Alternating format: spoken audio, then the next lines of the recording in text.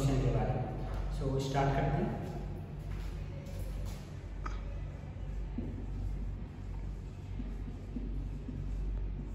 Laws of motion. सबसे पहले जब हम लॉज ऑफ मोशन की बात करेंगे तो कुछ एक बेसिक टर्म्स हैं, हमें वो चीज़ें पता होनी चाहिए। यहाँ पर हम देख रहे हैं कि मोशन, सबसे पहले हमें पता होना चाहिए कि मोशन क्या है।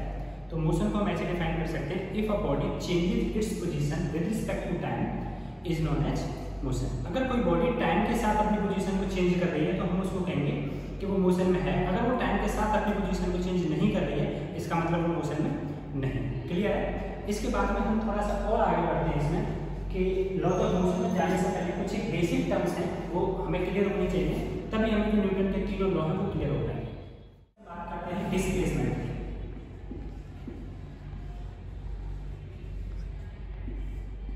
लॉज ऑफ मोशन में जाने से पहले ये कुछ एक बेसिक टर्म्स हैं जो हमें बिल्कुल क्लियर रहने चाहिए। तो डिस्प्लेसमेंट की बात करते हैं। तो डिस्प्लेसमेंट का मीनिंग होता है कि शॉर्टेस्ट डिस्टेंस ट्रेवल।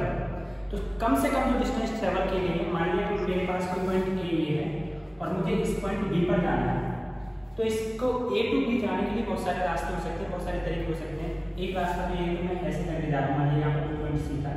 एक ये हो सकता है कि मैं ऐसे जा रहा हूँ, यहाँ पर मान लिया पॉइंट बी था, और एक मैं ऐसे डायरेक्टली जा रहा हूँ। तो इस केस में अगर मैं ए टू बी डायरेक्ट जा रहा हूँ तो ये सबसे जो शॉर्टेस्ट पाथ है ट्रेवल किया गया है। तो इस केस में ए टू बी क्या है? डिस्प्लेसमेंट।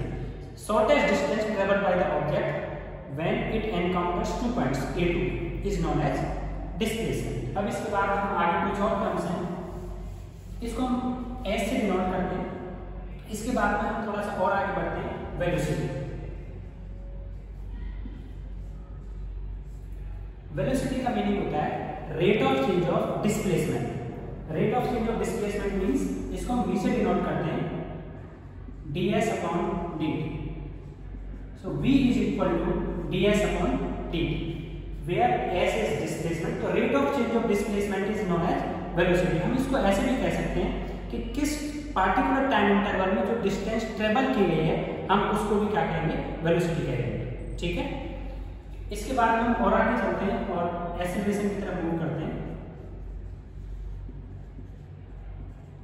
एक्सेलरेशन, इसको हम a से डिनोट करते हैं और एक्सेलरेशन को कैसे डिफाइन करेंगे? Rate of change of velocity. Rate of change of velocity. So a is equal to dv upon dt। सबसे पहले हमने डिस्प्लेसमेंट की बात की। डिस्प्लेसमेंट में हमने बताया कि shortest distance travel by the body when it is going from one point two other point. उसके बाद हमने वेलोसिटी की बात की। तो वेलोसिटी में जाने के लिए हमने क्या यूज किया? डिस्प्लेसमेंट।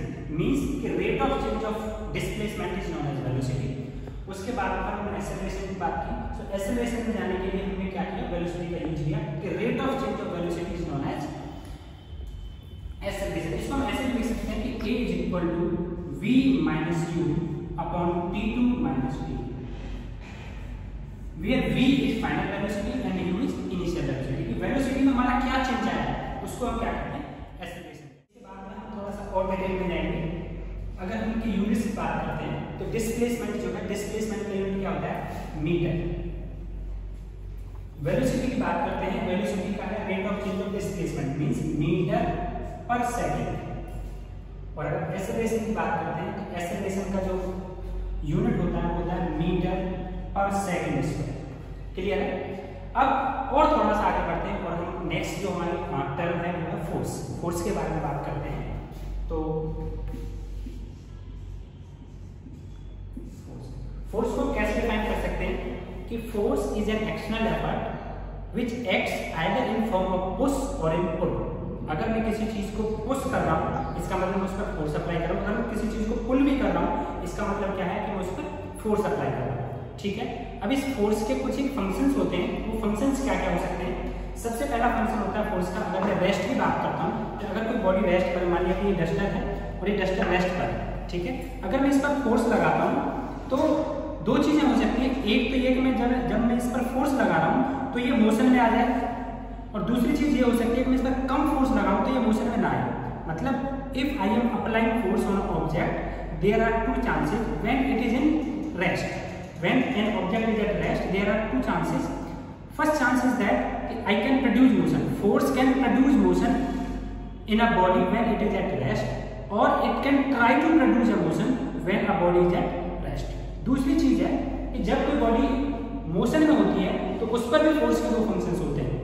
पहला तो ये होगा कि अगर कोई बॉडी मूव कर रही है तो मूव करते हुए बॉडी पर अगर मैं फोर्स अप्लाई करता हूँ तो हो सकता है कि वो फोर्स इस बॉडी को रेस्ट में ला दे, और हो सकता है कि वो ना भी ला पाए, तो उस फोर्स में हम क्या कहेंगे कि there are two functions in case of motion. One is it can stop the moving object और it can try to stop the moving objects. Clear है ना? थर्ड केस इसमें आ जाएगा बच्चे हमारा कि डायरेक्शन का कंसेप्ट अगर हम ले लें, मान लिया कोई बॉडी है और वो स्ट्रेट लाइन में ट्रेवल कर रही है। अगर कोई बॉडी स्ट्रेट लाइन में ट्रेवल कर रही है और मैं उसमें फोर्स लगाता हूँ तो फोर्स क्या कर सकता है, या तो उसकी डायरेक्शन को चेंज कर सकता है, अगर कम फोर्स रहा तो वो नहीं चेंज कर पाएगा। सो यहाँ पर फंक्शन क्या हो जाएगा कि when we are applying a force on a body when it is moving in a straight line, either it can change its direction और can try to change its direction. Force की बात करते हैं तो हमारे पास 4 टाइप्स के forces होते हैं। Number 1 gravitational force,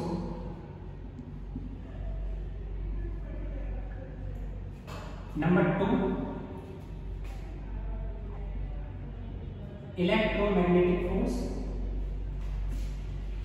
number 3 weak nuclear force, number 4 strong nuclear force. अगर हम इनकी बात करते हैं तो सबसे पहले हम बात करेंगे ग्रेविटेशनल फोर्स। ग्रेविटेशनल फोर्स का मीनिंग होता है कि किन्हीं भी 2 मासेस के बीच में जो फोर्स लग रहा है उसको हम बोलते हैं ग्रेविटेशनल फोर्स, यानी कि force between 2 masses, force between 2 masses. Electromagnetic force की बात करते हैं। Electromagnet as the name suggest कि चार्जेस के बीच में जो फोर्स लगता है, चार्जेस के बीच में जो फोर्स लगता है, so force between 2 charges, force between 2 charges. वो पॉजिटिव हो सकते हैं, दोनों नेगेटिव हो सकते हैं, एक पॉजिटिव एक नेगेटिव हो सकता है। अगर एक पॉजिटिव एक नेगेटिव है तो फोर्स ऑफ अट्रैक्शन लगेगा, दोनों पॉजिटिव पॉजिटिव है तो फोर्स ऑफ रिपल्सन लगेगा, और दोनों के दोनों अगर नेगेटिव हैं तो भी फोर्स ऑफ रिपल्सन लगेगा। नेक्स्ट हम बात करते हैं वीक न्यूक्लियर फोर्स। अगर हम वीक न्यूक्लियर फोर्स की बात करते हैं तो ये वो फोर्स होता है जो एलिमेंट्री पार्टिकल्स में लगता है। जैसे कि अगर हम alpha decay, beta decay, gamma decay की बात करते हैं तो इसमें से अगर मैं बेस्ट एग्जांपल ले लेता हूँ तो बीटा डीके का ले लेता हूँ। तो जब मैं बीटा डीके की बात करता हूँ तो बीटा डीके का क्या मीनिंग होता है कि जब किसी पार्टिकल से बीटा पार्टिकल निकलता है तो उस केस में क्या होता है कि उसका जो एटॉमिक नंबर है वो 1 चेंज हो जाता है। अब ये जो चेंज होता है एटॉमिक नंबर, उसके साथ में एक और पार्टिकल निकलता है। पॉजिटिव बीटा डीके है तो उस केस में एंटी न्यूट्रिनो निकलता है, और अगर नेगेटिव बीटा डीके है जिसको हम इलेक्ट्रॉन डीके भी बोलते हैं तो इस केस में न्यूट्रिनो पार्टिकल निकलता है। क्लियर है? सो अब जो पार्टिकल निकला है वो और न्यूट्रिनो या एंटी न्यूट्रिनो के बीच में जो फोर्स लगता है उसको हम किसमें कंसीडर करते हैं, वीक न्यूक्लियर फोर्स। इसके बाद हम बात करते हैं स्ट्रॉन्ग न्यूक्लियर फोर्सेज। आप सभी को पता है कि अगर हम किसी न्यूक्लियस की बात करते हैं तो न्यूक्लियस में क्या होता है, पॉजिटिव चार्ज होता है, पॉजिटिवली चार्ज होता है न्यूक्लियस, उसमें प्रोटॉन्स होते हैं, न्यूट्रॉन्स होते हैं। न्यूट्रॉन पर कोई चार्ज नहीं होता लेकिन प्रोटॉन पर पॉजिटिव चार्ज होता है।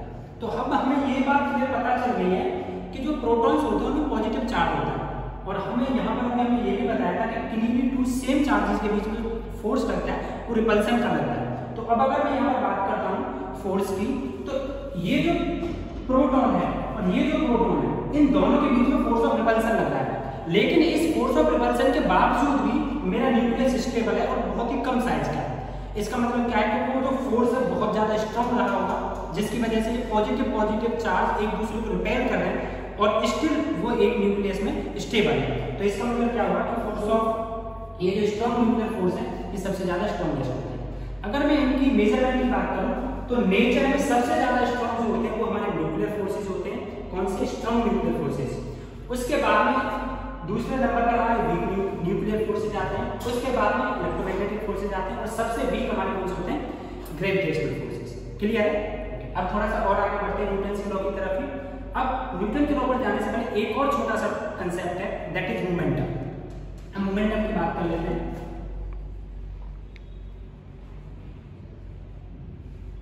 इसको P से डिनोट करते हैं, P से डिनोट करते हैं। मोमेंटम उनका बेसिक मीनिंग क्या होता है कि मोमेंटम में be defined as the product of mass and velocity. So P is equal to mass into velocity. अगर किसी ऑब्जेक्ट का मास m है और उसकी वेलोसिटी v है तो वहां पर जो मोमेंटम होगा वो क्या रहेगा, p रहेगा। यानी कि हमें एक बात पता चल गई यहाँ से कि अगर किसी ऑब्जेक्ट में मास नहीं है तो उसमें मोमेंटम नहीं हो सकता। अगर मास 0 हो जाएगा तो मोमेंटम भी 0 हो जाएगा। क्लियर है? अगर उस ऑब्जेक्ट में मोशन नहीं है यानी कि v अगर 0 है, अगर v भी 0 है तो भी p मेरा 0 हो जाएगा। कहने का मतलब m की भी कुछ वैल्यू फिक्स होनी चाहिए, 0 नहीं होनी चाहिए, v की भी कुछ वैल्यू होनी चाहिए, 0 नहीं होनी चाहिए, तभी हम बात कह सकते हैं कि मोमेंटम उसमें है। क्लियर है? अब हम लॉज ऑफ मोशन से, तो सबसे पहले हमें पता होता है कि न्यूटन के 3 लॉ दिए थे मोशन के, first law of motion, second law of motion, third law of motion. सबसे पहले हम यहाँ पर बात करते हैं first law of motion. First law of motion की हम बात करते हैं तो फर्स्ट लॉ ऑफ मोशन क्या बताता है? This is the law of inertia. Law of inertia, law of inertia, it means if a body is at rest it will remain at rest, if a body is in motion it will remain in motion until and unless an external force is applied on it। Meaning क्या होगा? अगर कोई body rest में है तो वो rest में रहने की कोशिश करेगी, और अगर कोई बॉडी मोशन में है तो वो मोशन में ही रहने की कोशिश करेगी until and unless उस पर कोई एक्सटर्नल फोर्स अप्लाई नहीं किया जाता। ये होता है न्यूटन का फर्स्ट लॉ। अब हम बात करते हैं सेकंड लॉ ऑफ मोशन की।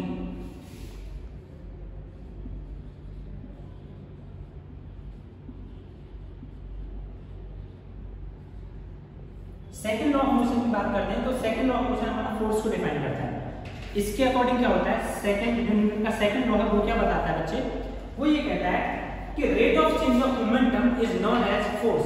Rate of change of momentum is known as force means dp upon dt is proportional to force. ये फोर्स को डिफाइन करता है।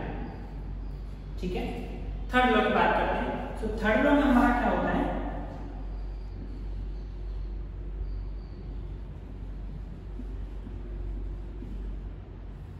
थर्ड लॉ क्या कहता है हमारा? एक्शन रिएक्शन का लॉ है ये क्या कहता है कि every action has a reaction equal in magnitude but opposite in direction. हर एक एक्शन की रिएक्शन जरूर होगी और उसका जो मैग्नीट्यूड होगा वो उतना ही होगा जितना आपने एक्शन में अप्लाई किया था। डायरेक्शन क्या होगी बच्चे? बट अपोजिट होगी।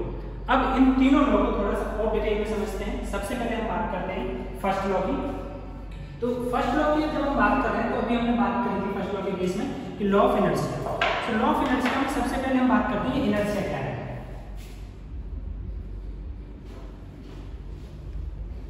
ये इनर्शिया क्या है? अब ये इनर्शिया जो होता है बच्चे हम उसको ऐसे डिफाइन कर सकते हैं जो फर्स्ट लॉ में हमने अभी बात करी थी कि this is the law of inertia. इसका क्या मीनिंग होता है? सबसे पहले इनर्शिया का बेसिक डेफिनेशन जो होता है वो ये होता है कि inability of a body to change its position. Meaning, इसका मीनिंग ये होता है कि अगर कोई बॉडी रेस्ट में है तो वो रेस्ट में ही रहना पसंद करेगी, अगर कोई बॉडी मोशन में है तो वो मोशन में ही रहना पसंद करेगी। तभी तो हमारा फोर्स का इंट्रोडक्शन हुआ।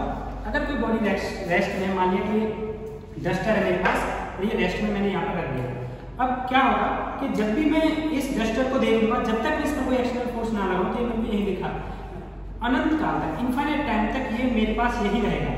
ये अपनी पोजीशन अपने आप चेंज कर ही नहीं सकता। किसकी वजह से नहीं कर सकता? इनर्शिया की वजह से। अगर मैं इसमें मोशन प्रोवाइड करा दूं, अगर मेरे पास मान लीजिए मार्कर है तो इसमें मोशन प्रोवाइड करा देता हूं तो ये अपने आप एंड तक चलता ही जाएगा, जब तक चलता जाएगा तब तक कि जब तक कोई इसको सामने से ऑब्स्ट्रक्शन ना मिले, कोई ऑब्स्टेकल इसको एनकाउंटर ना करे।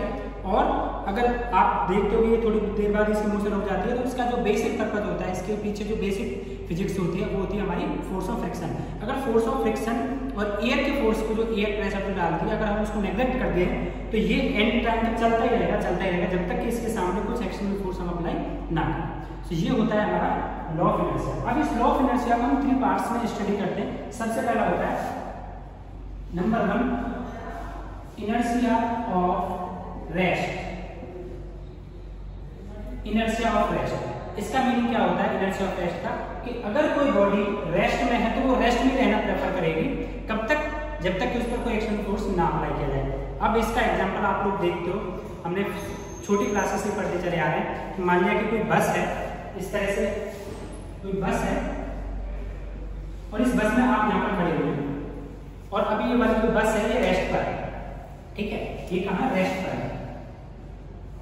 जब ये बस हमारी रेस्ट पर है और आप यहाँ पर खड़े हुए हो और आपने ऊपर से कुछ नहीं पकड़ा हुआ, और अब क्या होता है, ये अचानक से बस हमारी फॉरवर्ड डायरेक्शन में मूव करना शुरू कर देती है। जब ये फॉरवर्ड डायरेक्शन में हमारी बस मूव करना शुरू करेगी तो उस केस में आपको क्या लगता है कि आपको पीछे की तरफ जर्क लगा है। आपको ऐसा महसूस होता है कि आपको पीछे की तरफ जर्क लगा। एक्चुअली में ऐसा नहीं होता है। एक्चुअली में इसके पीछे जो फिजिक्स है वो ये है कि इनर्शिया ऑफ रेस्ट की वजह से आपका जो लोअर बॉडी पार्ट है, आपका ये वाला जो लोअर बॉडी पार्ट है, फीट आपके बस के फ्लोर में टच में होते हैं, इस वजह से फ्रिक्शन की वजह से वो उसके कांटेक्ट में आ जाते हैं, लेकिन अपर बॉडी पार्ट आपका फ्री होता है। तो अब क्या होता है कि जो आपका लोअर बॉडी पार्ट है, जैसे ही बस ने आगे की तरफ मूव किया तो लोअर बॉडी पार्ट तो बस के साथ आगे की तरफ निकल गया, लेकिन अपर बॉडी पार्ट क्या हुआ, जहां पहले था रेस्ट में वही रहने की कोशिश करेगा। मतलब बस आगे निकल गई है और अपर बॉडी पार्ट अभी भी रेस्ट में जहां था वही रहा। तो इसका मतलब क्या होता है कि हमें ऐसा लगता है कि हमें पीछे की तरफ जर्क लगा है। एक्चुअली में क्या होता है कि अपर बॉडी पार्ट जो हमारा होता है वो बस के साथ मूव नहीं कर पाता, तो जो रेस्ट में था ना वो रेस्ट में रहने की कोशिश करता है, इसलिए हमें ऐसा महसूस होता है कि पीछे की तरफ हमें जर्क लगा है। ये वाला होगा हमारा इनर्शिया ऑफ रेस्ट। नेक्स्ट हम इसमें बात करते हैं inertia of motion. Inertia of motion,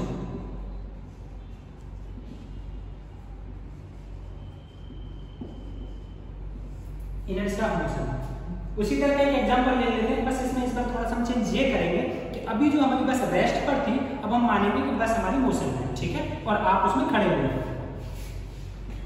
ये मान लीजिए कोई बस है, इसमें अभी आप खड़े हुए और अभी ये मूव कर रही है, moving with velocity v। v velocity के साथ मान लीजिए फॉरवर्ड डायरेक्शन में मूव कर रही है। क्लियर है? अब क्या होगा बच्चे कि जब ये बस मूव कर रही है तो आप भी बस के साथ मूव कर रहे हैं, और अब अचानक से ड्राइवर ने क्या किया, ब्रेक लगा दिया। जैसे ही ड्राइवर ब्रेक लगाएगा तो क्या होगा, क्योंकि आपका लोअर बॉडी पार्ट बस के कांटेक्ट में है तो वो तो बस के साथ रेस्ट में आ जाएगा, लेकिन upper body part inertia of motion की वजह से क्या रहेगा, मोशन में रहेगा, क्योंकि इनर्शिया ऑफ मोशन क्या कहता है कि अगर कोई बॉडी मोशन में है तो वो मोशन में रहेगी। तो अपर बॉडी पार्ट आपका अभी भी क्या था, आगे की तरफ ही मूव कर रहा था। इस वजह से आपको क्या लगता है ब्रेक लगने पर कि आप आगे की तरफ झुक जाते हैं, आपको आगे की तरफ ऐसा लगता है कि धक्का सा लगा पीछे से, इस वजह से आप आगे की तरफ झुक जाते हैं। क्यों झुक जाते हैं? क्योंकि अपर बॉडी पार्ट आपका अभी भी मोशन में है इनर्शिया ऑफ मोशन की वजह से, और लोअर बॉडी पार्ट बॉडी इसके बस की बॉडी के कांटेक्ट में है, फ्लोर के कांटेक्ट में है, इस वजह से वो रुक जाता है। क्लियर है? नेक्स्ट हम बात करते हैं इसमें इनर्शिया ऑफ डायरेक्शन।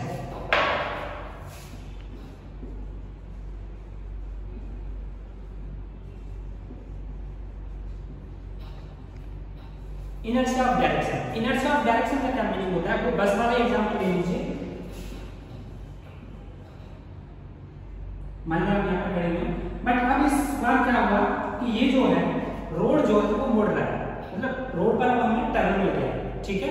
अब इस केस में क्या होगा बच्चे कि जब आप बस आपकी बस इधर इस पर मूव करेगी, इस रोड पर जैसे ही मूव करेगी, क्योंकि इनर्शिया ऑफ डायरेक्शन क्या कहता है कि अगर कोई बॉडी स्ट्रेट लाइन में मूव कर रही है तो वो स्ट्रेट लाइन में मूव ही करती रहेगी, कब तक, जब तक उस पर कोई एक्शन फोर्स अप्लाई ना किया जाए। तो अब इसको हम देखते हैं कि जब आपकी बस यहाँ पर जैसे ही स्पीड में हम लोग नीचे की तरफ इस पर रोड की तरफ मुड़ती है तो क्या होगा कि बस तो इधर की तरफ मुड़ गई है, बस तो इधर की तरफ मुड़ गई है। उस केस में आपका लोअर बॉडी पार्ट भी बस के कांटेक्ट में होने की वजह से नीचे की उधर की डायरेक्शन में मुड़ गया है, लेकिन अपर बॉडी पार्ट आपका फ्री है, तो वो इनर्शिया की वजह से, कौन सी इनर्शिया की वजह से, इनर्शिया डायरेक्शन की वजह से स्ट्रेट लाइन में रहना चाहता है और बस इधर मुड़ गई है। तो अब आपको मुड़ते टाइम क्या महसूस होता है कि आप बाहर की तरफ हो, बाहर की तरफ आपको धक्का लग रहा है। एक्चुअली में बाहर की तरफ धक्का नहीं लग रहा होता, वो हो क्या रहा होता है कि इनर्शिया ऑफ डायरेक्शन की वजह से आप उसी स्ट्रेट लाइन में चलना चाहते हैं, लेकिन बस आपकी मुड़ रही, तो आपका अपर बॉडी पार्ट अभी भी स्ट्रेट लाइन में मूव कर रहा है, इस वजह से आपको क्या लगता है कि आप बाहर की तरफ झुक रहे हैं। Second law of motion, second law of motion क्या बताता है, dp/dt is proportional to f। Second law को थोड़ा सा और डिफाइन करते हैं डिटेल में। सेकंड लॉ ऑफ मोशन में क्या बताता है कि rate of change of momentum is directly proportional to force, dP upon dt is proportional to F। और इसको क्या कहेंगे हम, इसको हम ऐसे लिख सकते हैं F is proportional to dP upon dt। Actually में ये d नहीं होकर के डेल होता है, स्मॉल चेंज होता है। और मैं इसको थोड़ा सा डिफाइन करके लिखूं, क्या होता है, F is proportional to del P upon del t।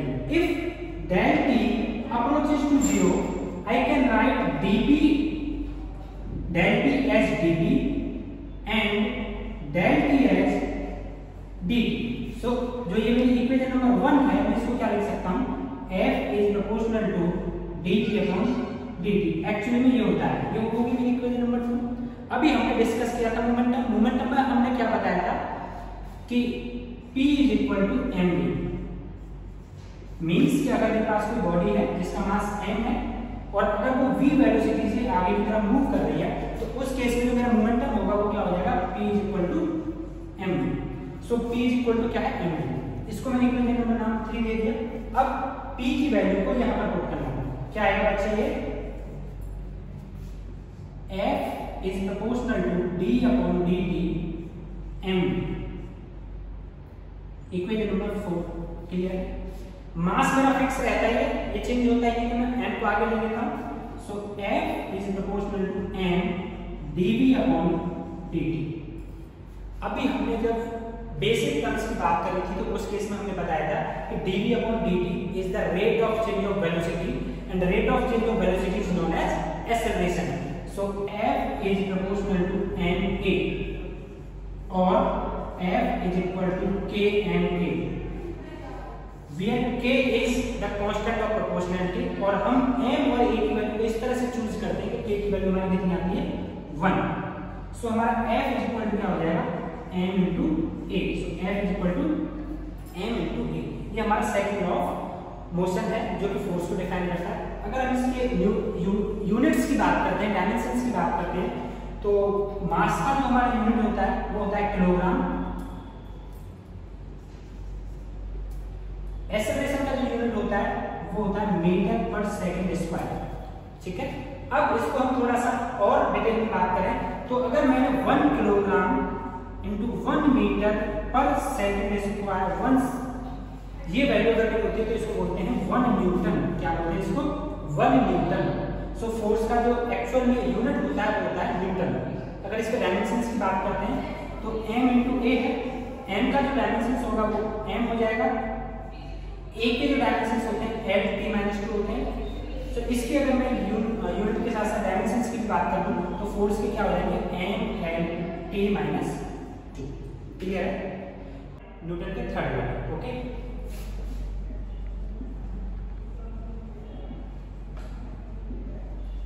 Third law of motion.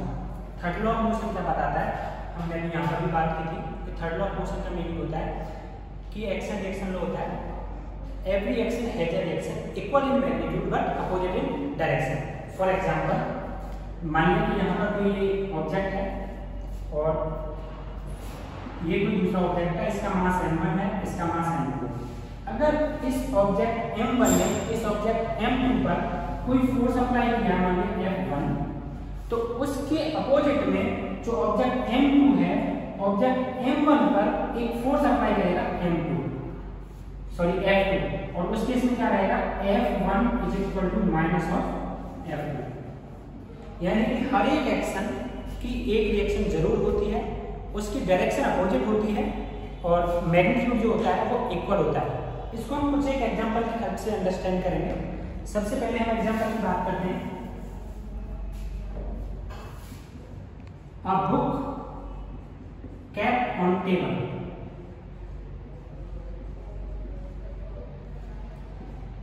ये कोई टेबल है मान लीजिए और यहाँ पर ये कोई बुक रखी हुई है। क्लियर है, जब ये बुक रखी हुई है इस केस में तो क्या हो रहा है, अगर ये बुक यहाँ पर स्टेबली रखी हुई है तो हम ये कहेंगे कि बुक ने जो फोर्स लगाया था, जब मैंने यहाँ पर बुक रखी है तो बुक ने इस पर नीचे की तरफ एक फोर्स लगाया। ये जो नीचे की तरफ इस बुक ने जो ये फोर्स लगाया है उतना ही फोर्स ऊपर की तरफ इस टेबल पे बुक पर भी लगाया है, तभी ये स्टेबल यहाँ पर रखी हुई है। अगर ऐसा नहीं होगा तो ये बुक इसके अंदर चली जाएगी। क्लियर है ना, नेक्स्ट हम बात करते हैं वॉकिंग।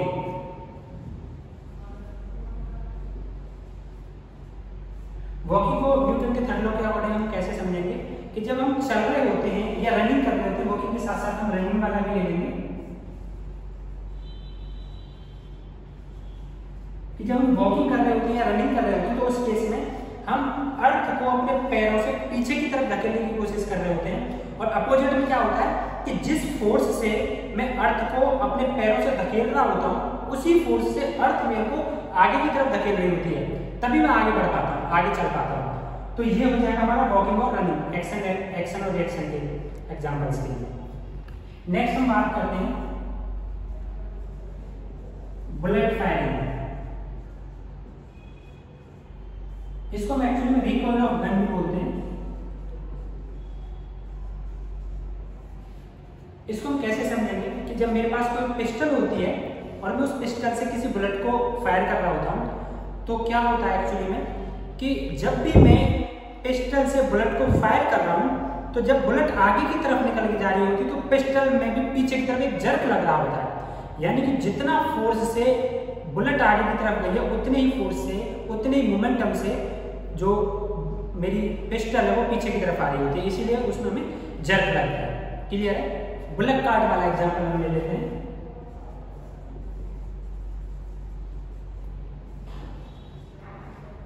बुलेट कार्ट वाला एग्जांपल में हम क्या बात करते हैं कि जो बुलेट कार्ट में क्या होता है कि जो हमारा हॉर्स होता है, जो घोड़ा होता है, वो कार्ट को जब आगे की तरफ खींचता है तो उस केस में क्या करता है, वो अर्थ को अपने पैरों से पीछे की तरफ दबाता है। जब अर्थ को वो अपने पैरों से पीछे की तरफ धकेलने की कोशिश करता है तभी तो वो घोड़ा उस कार्ट को आगे की तरफ ले जा पाता है, क्योंकि अर्थ भी तो फिर उसको उतना ही फोर्स लगा रही होती है। तो ये कुछ एक एग्जांपल्स है, इनके अलावा भी कुछ एक एग्जांपल्स है, जैसे कि हम बात करते हैं कि walking is difficult on sand और आइस। आइस को ना लेकर मैं स्नो ले लेता हूं।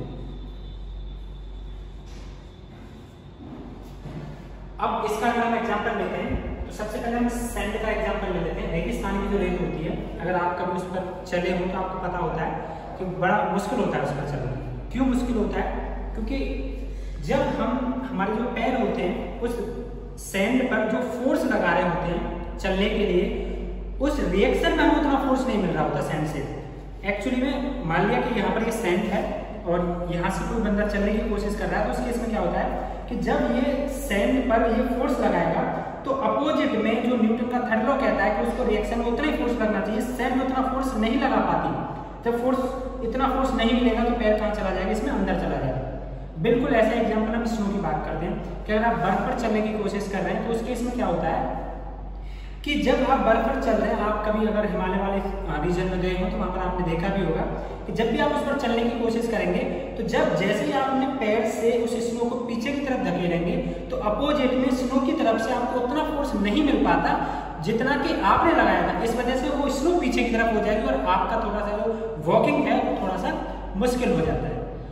इसके अलावा भी एक और एग्जाम्पल है स्विमिंग का।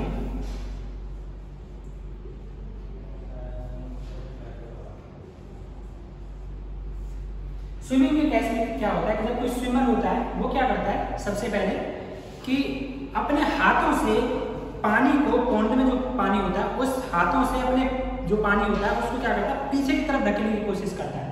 जब वो पानी को पीछे की तरफ धकेलता है तो अपोजिट में न्यूटन के थर्ड लॉ के अकॉर्डिंग पानी भी उस पर उतना ही फोर्स लगा रहा होता है जितना कि स्विमर ने पानी पर लगाया था। तो अब अपोजिट में क्या होता है, पानी उसको उतना ही आगे की तरफ धकेलता है, जिससे कि क्या होता है वो स्विमर आगे बढ़ पाता है।